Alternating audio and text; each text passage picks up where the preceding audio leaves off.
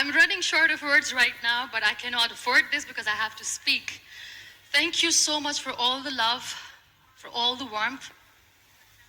Thank you for accepting me. Thank you very much.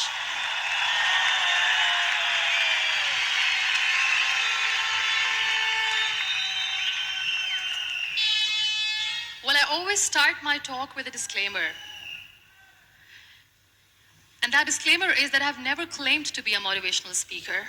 Yes, I do speak, but I feel more like a storyteller because wherever I go, I share a story with everyone. Well, it is a story of a woman whose perfectly imperfect life made her who and what she is today. It's the story of a woman who, in pursuit of her dreams and aspirations, made other people realize that if you think that your life is hard and you're giving up on that because you think your life is unfair, think again. Because when you think that way, you are being unfair to your own self. It's the story of a woman who made people realize that sometimes problems are not too big. We are too small because we cannot handle them.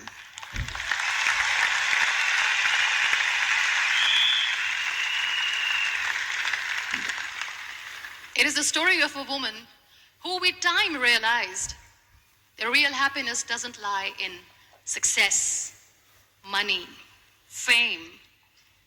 It lies within. Real happiness lies in gratitude. So I am here, and I'm going to share the story of that woman. That is my story. The story of gratitude.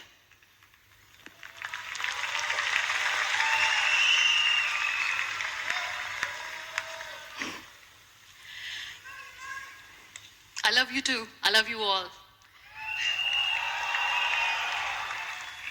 I believe in the power of words. Many people speak before they think. But I know the value of words. The words can make you, break you, they can heal your soul, they can damage you forever. So I always try to use the positive words in my life wherever I go. They call it adversity, I call it opportunity. They call it weakness, I call it strength. They call me disabled, I call myself differently abled. They see my disability. They see my disability, I see my ability.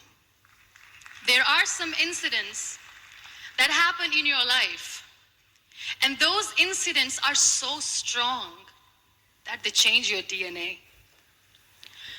Those incidents or accidents are so strong that they break you physically.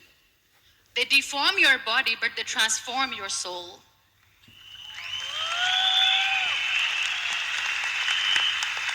Those incidents break you, deform you, but they mold you into the best version of you. And the same thing happened to me. And I'm going to share what exactly happened to me. I was 18 years old when I got married. And this thing I'm sharing for the very first time on an international level. I was 18 years old when I got married. I belonged to a very conservative family, a Baloch family, where good daughters never say no to their parents. My father wanted me to get married, and all I said was, if that makes you happy, I'll say yes. And of course, it was never a happy marriage. Just about after 2 years of getting married, about 9 years ago, I met a car accident. Somehow my husband fell asleep and the car fell in the ditch. He managed to jump out, saved himself. I'm happy for him. But I stayed inside the car and I sustained a lot of injuries. The list is a bit long. Don't get scared. I'm perfectly fine now. Radius ulna of my right arm were fractured. The wrist was fractured. Shoulder bone and collarbone were fractured. My whole rib cage got fractured. And because of the rib cage injury, lungs and liver were badly injured. I couldn't breathe. I lost urinary bowel control. That's why I have to wear the bag wherever I go. But that injury that changed me and my life completely as a person and my perception towards living my life was the spine injury. 3 vertebrae of my backbone were completely crushed, and I got paralyzed for the rest of my life. So this accident took place in a far-flung area in the outskirts of a very small province, Balochistan, where there was no first aid, no hospital, no ambulance. I was in the middle of nowhere in that toppled car. Many people came to rescue. They gave me CPR. They dragged me out of the car. And while they were dragging me out, I got the complete transection of my spinal cord. And now there was this debate going on. Should we keep it here? She's going to die. Where should we go? There is no ambulance.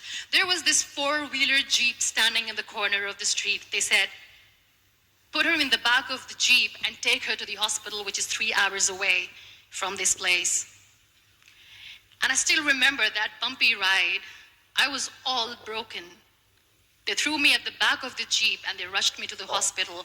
That is where I realized that my half body was fractured and half was paralyzed.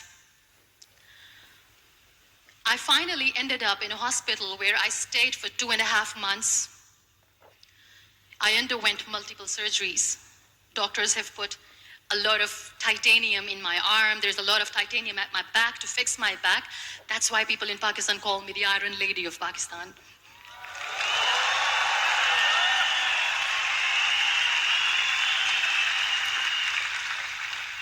Sometimes I wonder how easy it is for me to describe all this all over again. And somebody has rightly said that when you share your story and it doesn't make you cry, that means you have healed.